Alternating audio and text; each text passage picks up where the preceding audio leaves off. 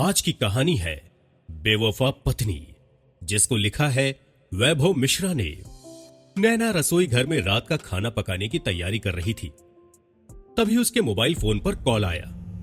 Ringtone नहीं बजी, इसलिए क्योंकि उसने मोबाइल फोन को साइलेंट मोड पर रखा था। वो नहीं चाहती थी कि उसके पति मुकेश को कॉल करने वाले के बारे में पता चले। नैना ने मोबाइल फोन उठाकर देखा तो पाया कि उसका आशिक दीपक कॉल कर रहा था।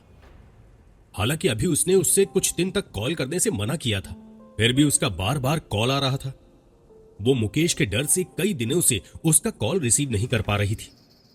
मुकेश कई सालों से गुजरात में प्राइवेट नौकरी कर रहा था। वो 3 महीने पहले घर वापस आ चुका था। कोरोना के वायरस से जितना लोगों को नुकसान नहीं हो रहा था, उससे ज्यादा नैना के लिए उसके पति की घर वापसी से आफत हुई थी। वो अपने आशिक दीपक से बात नहीं कर पा रही थी। जब मुकेश कमाने के लिए गुजरात चला गया था तो वो लंबे समय तक घर नहीं आ पाया था। वो पैसा मोबाइल से ही ट्रांसफर कर देता था। ऐसे में उसे अकेले ही घर में जिंदगी गुजारनी पड़ रही थी। घर में नैना की एकमात्र सास थी, जो काफी बूढ़ी हो चुकी थी। वो अक्सर बीमार रहती थी। घर में 2 छोटे छोटे बच्चे होने के चलते उसे ही बाजार से सब्जी और घर के लिए जरूरी सामान लेने जाना पड़ता था। उस दिन दीपक शहर से पढ़ाई करके अपने बाइक से गांव की ओर लौट रहा था, तो नैना पैदल ही भारी थैला उठाकर बाजार से वापस आ रही थी। तभी दीपक की नजर नैना पर पड़ी। वो पहले से नैना को जानता था, लेकिन उसे कभी बात करने का मौका ही नहीं मिला। नैना को देखते ही दीपक पहचान गया कि वो कौन है, इसलिए वो बड़े प्यार से बोला था, भाभी जी आइए बैठ जाइए, अभी ऑटो रिक्शा नहीं मिल पाएगा आपको। वैसे आप मुकेश भाई साहब की घरवाली हो ना? तब नैना कहती है कि हाँ मैं वही हूं। वो दीपक के बारे में जानती नहीं थी, लेकिन उसे अंदाजा था कि वो इस रास्ते पर जाने वाला कोई ना कोई उसके गांव का ही होगा, क्योंकि ये रास्ता सिर्फ उस गांव की ओर ही जाता था। दीपक उसे ऊपर से नीचे तक देखता रहा और फिर बोला, आइए भाभी जी बैठिए, मैं आपको घर छोड़ देता हूं। दीपक की उसके ब्लाउज से झांकते उभारों पर नजर पड़ रही थी। उसका जोश बढ़ने लगा था। वो उसे एकटक देखने लगा था। दीपक ने थैले को पीछे बाइक पर बांध दिया था, इसलिए सीट पर थोड़ी सी जगह ही बच पाई थी। यही वजह थी कि नैना को दीपक से चिपक कर बैठना पड़ा था, इसलिए दीपक को उसके उभारों का दबाव महसूस हो रहा था। वैसे नैना को भी अच्छा तो लग रहा था कि इतनी दूर भारी थैले के साथ पैदल चलने से वो बच गई थी। बाइक से उतारने के बाद दीपक ने नैना का मोबाइल नंबर मांग लिया था। वो ना चाहते हुए भी अपना मोबाइल नंबर देने से इनकार नहीं कर सकी थी। दीपक ने 1-2 बार हालचाल के बहाने नैना से बातचीत शुरू की और कुछ दिन में ही हंसी मजाक पर भी उतर आया था।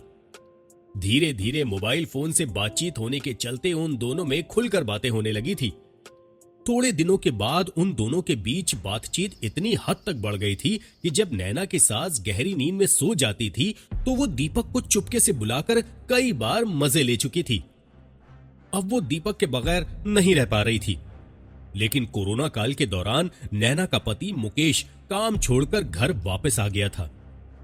तब से वो नौकरी पर लौटने का नाम ही नहीं ले रहा था, जबकि दीपक नैना से नहीं मिलने के चलते काफी बेताब था और कई बार फोन कर चुका था। अभी नैना रसोई घर में खाना बनाने की तैयारी कर ही रही थी और मुकेश अपने कमरे में टीवी पर पुराना क्रिकेट मैच देखने में बिजी था, इसलिए उसे दीपक का कॉल उठाने में ज्यादा परेशानी नहीं हुई थी। वो मोबाइल कानों से लगाकर धीरे से बोली, हेलो।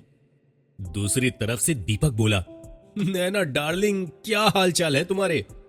सब ठीक ठाक है, तुम अपना हाल बताओ। तुम मुझसे बात ही नहीं कर रही हो। जब से तुम्हारा पति क्या आया है तुम एक बार भी मिलने नहीं आई। कब तक तुम्हारा पति घर पर कुंडली मारकर बैठा रहेगा? मैं तुमसे मिलने के लिए बेचैन हो रहा हूं।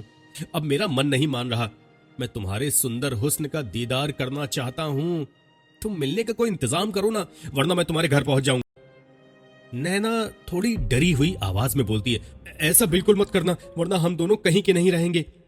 मेरी बात ध्यान से सुनो, मैं 1-2 दिन के लिए अपने पति को कहीं भेजने का उपाय सोचती हूँ, फिर तुम्हें बुला लूंगी, तब सारे अरमान पूरे कर लेना। नैना ने इतना कहकर फोन काट दिया।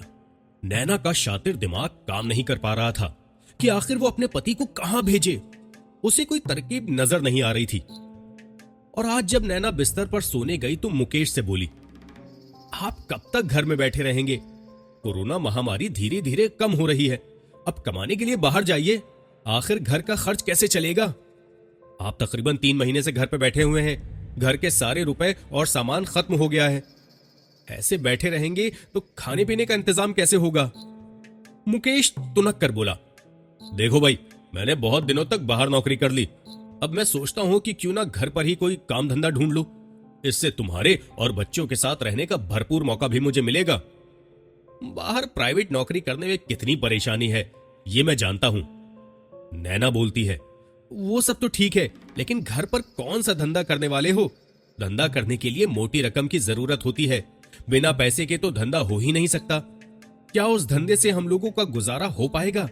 ये सब विचार कर लेना, ये भी बहुत जरूरी है। मुकेश ने चिंता जाहिर करते हुए जवाब दिया, हाँ वो सब तो ठीक है, उसी पर तो मैं सोच विचार कर रहा हूं। फिर नैना बोलती है, और दूसरी बात यह है कि आप बाहर रहते हो तो मैं अपनी बिरादरी की औरतों से गर्व से कह सकती हूं कि मेरा आदमी बाहर नौकरी करता है। आप जब घर में रहने लगोगे तो दूसरे पतियों की तरह घर की मुर्गी दाल बराबर हो जाओगे। आपकी गांव में इज्जत कम हो जाएगी और ये मुझे अच्छा नहीं लगेगा। ये कहते हुए नैना मुकेश के सीने से चिपक गई। मुकेश नैना को अपनी बाहों में कसते हुए सोचने लगा कि ये सही कह रही है। वो अपना धंधा करने के लिए सोच तो जरूर रहा था, लेकिन अभी तय नहीं कर पा रहा था कि किस धंधे को किया जाए। कोई भी धंधा करने में काफी रकम की जरूरत होती है और उसके पास जमा पूंजी नहीं थी। इसी बीच नैना नकली गुस्सा जाहिर करते हुए बोली, आपको जो करना है वही कीजिए। फिर उसने मुंह फेरा और चादर ओढ़कर सो गई। अगले दिन मुकेश बाहर से घूम घाम कर आया तो उसने नैना को बताया, मैं दोबारा गुजरात जा रहा हूं। आज मैंने अपने फैक्ट्री मालिक से बात की थी, वो मुझे काम देने को तैयार हो गया है। वो कह रहा था कि काम शुरू हो गया है, सभी कामगारों को फोन करके बुलाया जा रहा है। और इतना ही नहीं, मेरा मालिक मुझे कुछ पैसे बढ़ाकर भी देने के लिए राजी हो गया है। तब नैना खुश हो जाती है और कहती है कि ये तो बहुत अच्छी बात है, लेकिन जाना कब है? मुकेश कहता है कि मुझे आज ही निकलना पड़ेगा, वरना फिर ट्रेन 2 दिन बाद ही मिलेगी। ये सब सुनकर नैना मन ही मन बहुत खुश हुई। अब वो अपने पति को गुजरात भेजने की तैयारी करने लगी। वो खुशी खुशी रसोई घर में जाकर रास्ते के लिए भोजन तैयार करने लगती है। जब नैना रसोई घर की तरफ जाने लगी तो मुड़ी तो मुकेश ने प्यार से उसकी कलाई पकड़कर अपने सीने से लगा लिया और मनुहार करते हुए बोला, छोड़ो खाना पीना, वो तो रास्ते में मिल ही जाएगा, लेकिन तुम्हारा साथ तो नहीं मिलेगा ना, इसलिए जाने से पहले मैं कुछ घंटे तुम्हारे साथ बिताना चाहता हूं।